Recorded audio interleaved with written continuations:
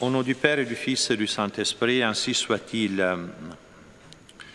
Vous venez d'entendre deux paraboles prononcées par notre Seigneur Jésus-Christ. Souvent, Jésus parlait en paraboles.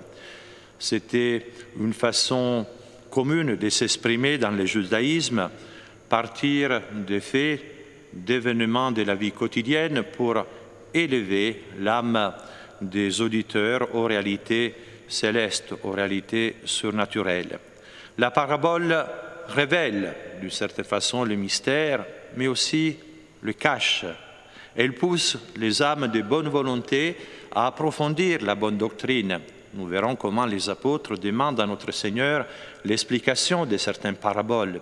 Et Jésus n'hésite pas à leur donner l'explication de la parabole qu'ils n'avaient pas comprise. Donc, révéler le mystère, le cacher pour les curieux, pour les âmes mal disposées. On ne donne pas de perles au pourceau, dit l'Écriture sainte. Et l'Église, dans sa liturgie, agit d'une certaine façon de même, par la langue latine, qui est la langue sacrée, la langue de l'Église qui exprime le mystère, invite les âmes de bonne volonté à approfondir le mystère de la messe, par des bonnes lectures, par la formation chrétienne, mais en même temps, elle protège ces mystères. L'Église, dans les premiers siècles, agit de même. Vous savez qu'il y avait la discipline de l'arcane, c'est-à-dire on protégeait les mystères eucharistiques. Les païens et même les catéchumènes ne pouvaient pas assister à la célébration des saints mystères. Ils sortaient de l'église après la partie instructive de la messe. Et dans les catacombes, il y a plein de symboles qui parlent du christianisme et qui protègent en même temps les saints mystères des persécutions notamment. Par exemple, vous savez que la parole « poisson » en grec indiquait le Jésus. Si on prend la première lettre en grec de ce nom, poisson, on peut trouver Jésus-Christ, Fils de Dieu, Sauveur. Et les chrétiens comprenaient tous ces symboles, bien sûr.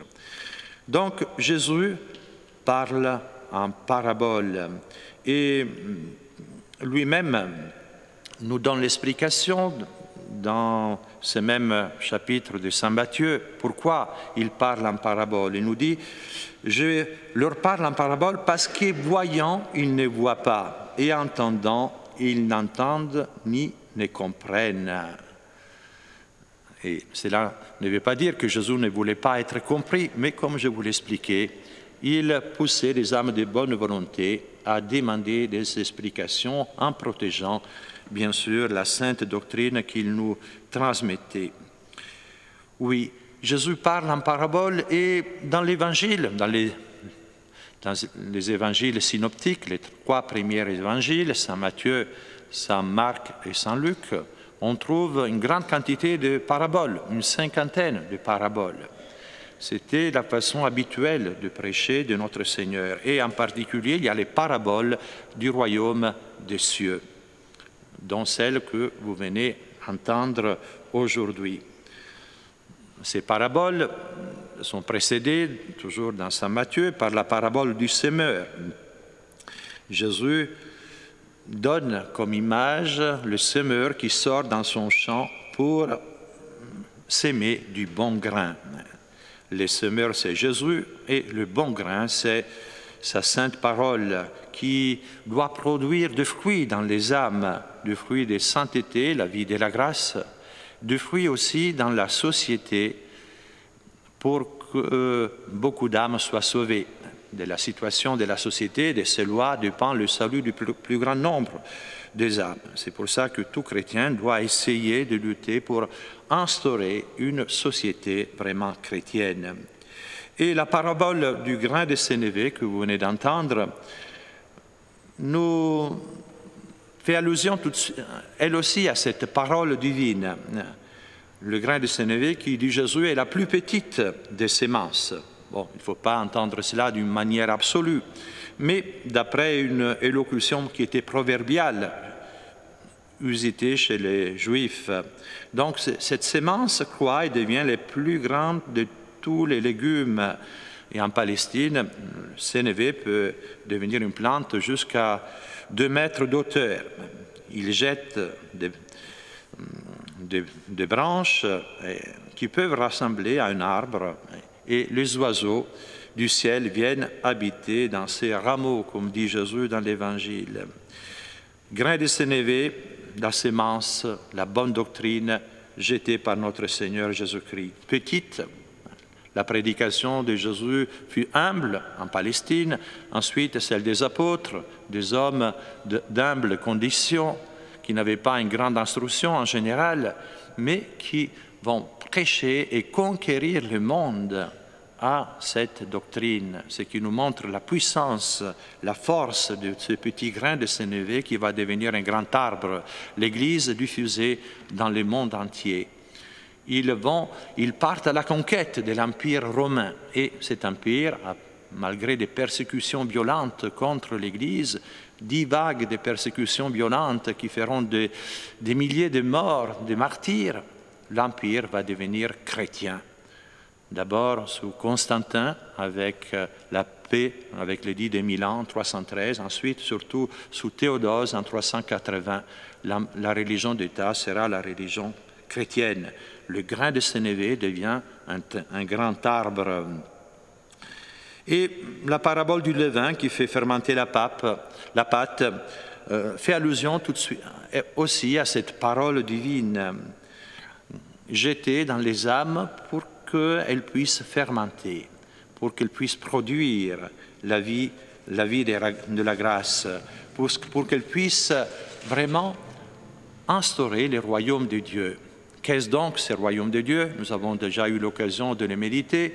Le royaume de Dieu, c'est le ciel, bien sûr, mais ce royaume commence sur terre, dans nos âmes, par la vie de la grâce, qui va germer en vie éternelle au moment de notre mort.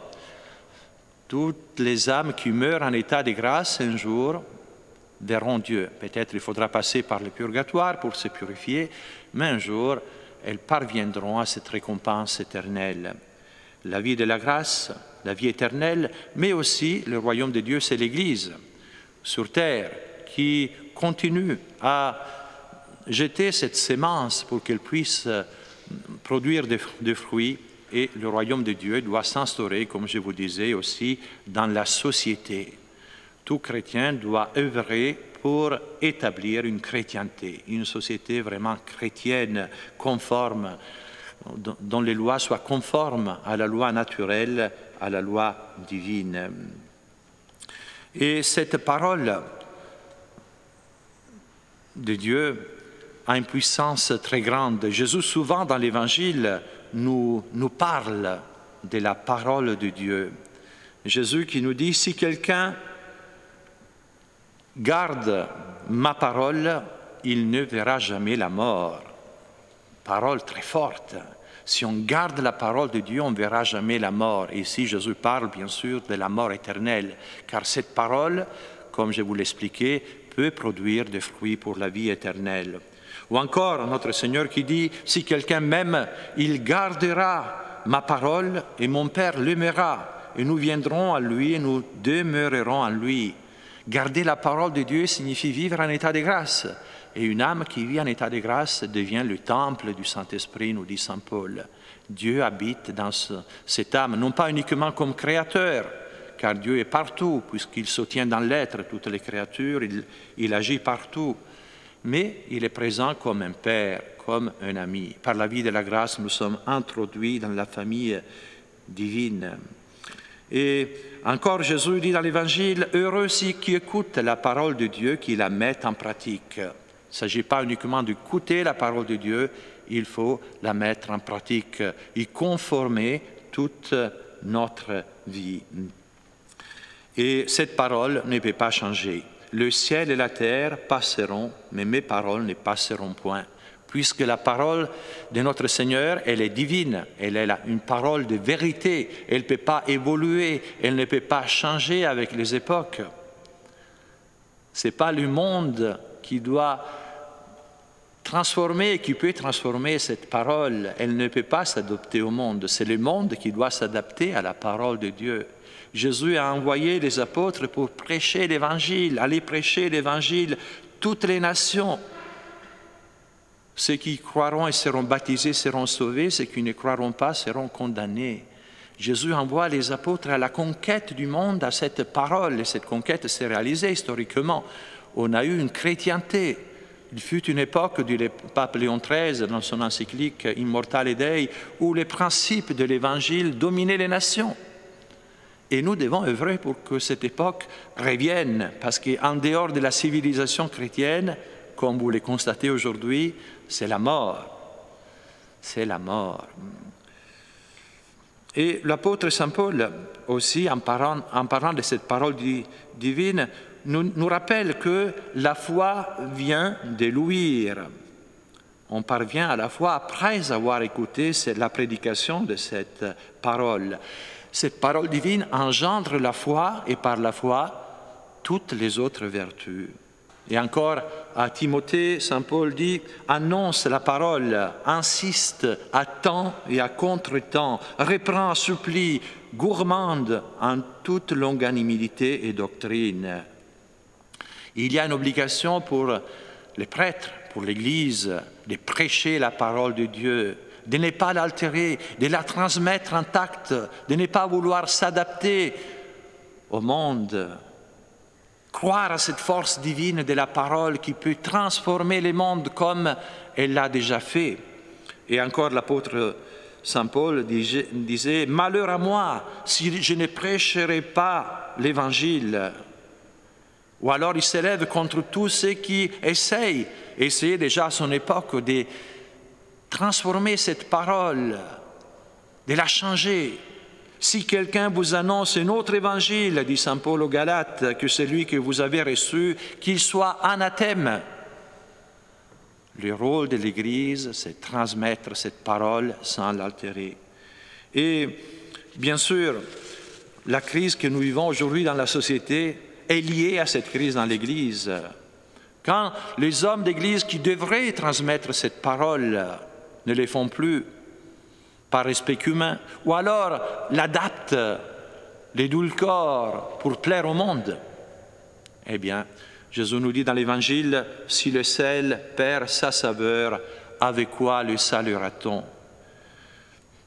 Donc, le devoir de prêcher cette parole divine, croire à la puissance de cette parole qui peut transformer les âmes encore aujourd'hui. Et nous les voyons à Saint-Nicolas, que des conversions, que des âmes qui, malgré l'époque que nous vivons, reviennent à Dieu.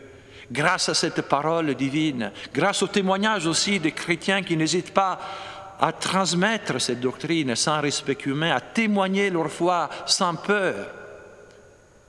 Les prêtres ont cette obligation, mais tout chrétien doit être lumière du monde. Et Job nous dit dans son livre, dans l'Ancien Testament, que la parole de Dieu est une sémence. Il faut croire à la force de cette sémence. Il y a beaucoup d'analogies avec la sémence qu'on peut appliquer à la parole de Dieu. Comme la sémence est jetée dans la terre représente les âmes qui sont les champs du Seigneur. Ainsi, cette sémence doit être prêchée, transmise aux âmes. Comme cette sémence doit mourir pour porter du fruit, ainsi, une fois que la bonne doctrine est pénétrée dans nos âmes, nous devons nous mourir à nous-mêmes pour l'assimiler, transformer notre vie, lutter contre nos passions désordonnées. Comme la sémence porte du fruit uniquement s'il trouve un bon terrain qui a été préparé, ainsi la parole de Dieu va porter du fruit si elle trouve une âme disposée, ardente, capable de la recevoir. Et alors elle peut porter énormément du fruit, comme dit Jésus dans une autre parabole. Oui, nous devons écouter la parole de Dieu. Nous devons nous disposer à la recevoir. Il y a un psaume dans l'Ancien Testament, un psaume de David qui dit « Si vous entendez aujourd'hui la voix de Dieu, n'endurcissez pas votre cœur. C'est une grâce que de recevoir la parole de Dieu, mais il faut lui ouvrir grand notre cœur. Jésus dit dans l'Apocalypse, « Je suis à la porte du cœur de l'homme et je frappe. » Quand Jésus frappe, il faut lui ouvrir, car il passe, mais il peut ne pas revenir, comme nous dit saint Augustin. Alors saisissons la grâce quand elle est là. D'où pour nous le devoir d'approfondir cette parole, la connaître, le catéchisme, la méditation, lire l'Évangile, prendre quelques minutes pour le méditer, pour vraiment tirer de cette parole toutes les grâces qui sont cachées dans l'Évangile. Il ne suffit pas de l'écouter. Et pour ça, bien sûr, nous devons demander à la Sainte Vierge Marie qu'elle puisse nous aider à avoir ce grand respect pour la parole de Dieu, ce grand amour, cette parole qui nous est transmise par l'Église, qui est contenue pas uniquement dans la Sainte Écriture, mais aussi dans la tradition. Ce sont les deux sources de la parole de Dieu. La tradition est même plus ancienne que la Sainte Écriture, car Jésus a commencé à prêcher sans rien écrire. Elle est plus vaste que la Sainte Écriture, car Saint Jean termine son évangile en disant que si tout ce que Jésus a fait ou dit devait être écrit, la terre ne pourrait pas contenir les livres. Un hyperbole pour nous manifester que la tradition, cette transmission par voie orale, est bien plus vaste que l'Écriture sainte. Et c'est le magistère de l'Église, cette doctrine immuable de l'Église qui nous transmet la parole de Dieu, à laquelle nous devons être attachés avec la fibre la plus profonde de notre être, l'approfondir, l'étudier, la transmettre, la méditer, changer notre vie pour la conformer à cette parole. Que la Sainte Vierge nous donne cette grâce, elle qui s'est conformée totalement à la parole de Dieu que l'ange lui a annoncée. Qu'il me soit fait selon votre parole, dira l'archange Saint Gabriel. La Sainte Vierge, toute sa vie, c'était une application concrète de la parole de Dieu. Et cette parole, c'est un homme, c'est Jésus, le Verbe de Dieu fait chair, que nous devons connaître, aimer, imiter, avoir dans nos cœurs les mêmes sentiments qui sont dans le Christ Jésus. Que la Sainte Vierge nous aide à réaliser ce grand idéal pour pouvoir un jour parvenir à la vie éternelle. Ainsi soit-il. Au nom du Père et du Fils et du Saint-Esprit, ainsi soit-il.